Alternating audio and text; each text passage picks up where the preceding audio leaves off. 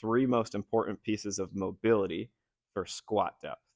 Really ankles, hips, and then your thoracic or your upper back. Front squat where you're holding dumbbells in a front rack position of some sort. If I'm coming down and once I start going below parallel, once my hips run out of room and my ankles run out of room, my back starts to round. If that happens, all of the weight that I'm holding here then starts going into my lower back. That's where you get low back soreness, achiness, and it's hard to keep that weight upright. Theoretically, you should be able to be deep into a squat and have my chest facing forward. Kathy should be able to read the logo on my shirt the entire time. My elbows, if I have dumbbells here, should be pointed straight forward, not dipping down towards the ground. So that's the one piece that people miss very frequently. So what we're going to do today is we're going to go over from the bottom up mobility for each of those areas and some drills that you can do to improve the mobility on your own, improve your squat depth. A lot of people get stuck when they're coming down here. Usually the first thing that is going to run out is my ankles. I'm going to start to shift forward. My heel's going to come up, or I just feel pinchiness in the front of the ankle or tightness in the back. Other thing that we often see is people squatting starting to shift to one side. And then if you have knee pain on that side, that makes sense because you're constantly overloading one side. Or if you have knee pain, sometimes your body will try to avoid that side. Over time, if that keeps happening frequently, then one side tends to get tighter than the other. Whether that be in the ankles, hips, or upper back, we're going to try to find out today. So we're going to go over an exercise that you can do before camp on days that there's a lot of squatting. So what I'm going to do, I'm going to take this band and I'm going to put it underneath of the tongue of my shoe or below my ankle bone on the side here. If you guys can't see, move up a little bit. Okay. There's two different ways that we can do this. I'm going to keep, yes, thank you. I'm going to keep my heel down, and then I'm going to take the weight of my elbow and my body, and I'm just going to push forward, purposefully pushing my knee over my toe, but my heel has to stay down the whole time.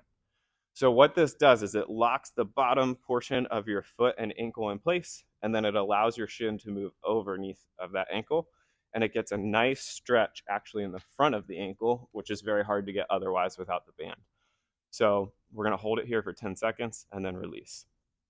If you feel like you're struggling to push weight through here, if that's uncomfortable for you, you can take a kettlebell or dumbbell and push it forward and keep your chest upright. Okay. Alternatively, I like doing it this way where you're standing and you can sit into it and put your whole body weight in this way. This way just gets a little tiring because my quad is working really hard to do this. So I usually recommend having something to hold on to. Like if you were doing this at home, you could hold on to the back of a chair. We're going to find out how far you can get your toe away from the wall while still touching your knee to it. So I'm going to demonstrate for you. I can touch my knee to the wall, but my heel is still on the ground. My foot is still perpendicular to the wall. So I'm just going to back away until I can no longer do that. So right there, my heel starts to come up. And we're just going to mark that spot for you. Can't go any further. There you go. So move a little bit closer. Okay, back up just a hair. So this side's a little tighter. Yeah, take your shoes off. Don't do this with your shoes on. But if you guys look right here, before you guys break out, there is a huge difference side to side with her. Her left foot, she has maybe a half finger width to the wall, whereas there's probably 3 finger widths behind her other side. So she has a very large ankle mobility deficit. Is this the side? Which side goes back when you squat? What?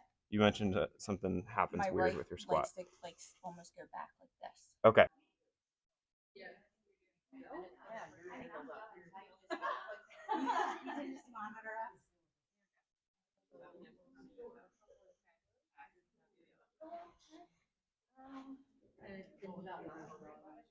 So the next thing up the chain out of room is your hips. So usually you get stuck here. If you're someone that gets pinching in your hips when you squat, or you feel like once you go below parallel, you start to creep forward, oftentimes your hips are a little bit tight. And you are going to put this as high up on your leg as you can get it. We're going to go into a half kneel position. You want this band to be just off to the side of you.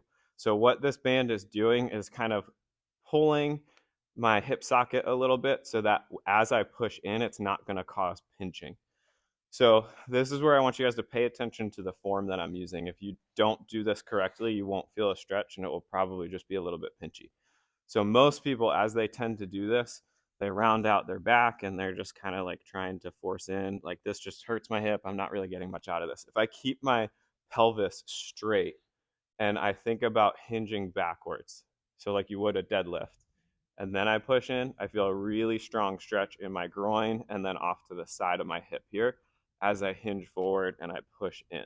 Called a hip 90-90 because you get a 90-degree angle at your hip and at your knee on both legs. Okay, so I'm going to take my belly button and I'm going to move it towards my front knee. I move my belly button, I'm also squeezing my back glute to move my pelvis. Should feel a stretch in the hip of the leg in front, the glute of the leg in the front, and then my hip flexor of the leg in the back. So I'm stretching both hips simultaneously. If you can, you're going to take your hand opposite of the one that is in front of the knee that's in front and try to flatten it towards the ground to feel a stronger glute stretch. I'm going to keep my heels locked down where they are. I'm going to just turn to the other side and go right into the next one. Guys, 30 seconds to wrap it up. Are we supposed to be feeling this mostly on the quad? No. Oh, I know, right? So again, you're going to tuck your tailbone and extend over. And then at the end, you can rotate a little bit to the side, just making sure you're not untucking that tailbone. Open book stretch. We're going to take your legs, bend them up, get yourself into like a fetal position. You're going to open up your chest. Most of this movement is coming from my spine, not my shoulder. So I don't want to just throw my arm back like this. I want to open up my chest and get my shoulder blade flat on the ground. You can increase this a little bit by bringing your toe out to the side, hold it for 5 seconds. It depends on you as a person. It depends on if you're feeling pinchiness or not.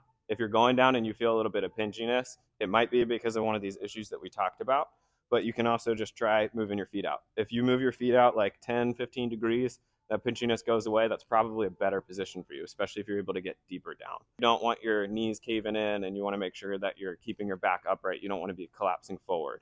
So you want to find a position that is comfortable for you, that you can keep a deep position and keep your chest upright. Face the wall. You're going to get 1 foot length away from the wall. I want you to watch me first. So get 1 foot length away from the wall, and then your feet are going to be about hip width apart. You're going to put your hands overhead, interlocked. You're going to try to do a squat without your hands touching the wall and getting as deep as you can. And we're going to hold it there. 3, 2, 1. Squat. Go ahead and. So go ahead and retry it 1.5 feet away. If you are struggling because your heels are coming up, your ankles are probably tight. If you're struggling because your hips are pinching, your hips are probably tight. If you're struggling because your hands are touching the wall, your upper back is probably tight. So you're using this as a little bit of diagnostic issue here. Thank you guys so much. Have a great rest of your Saturday.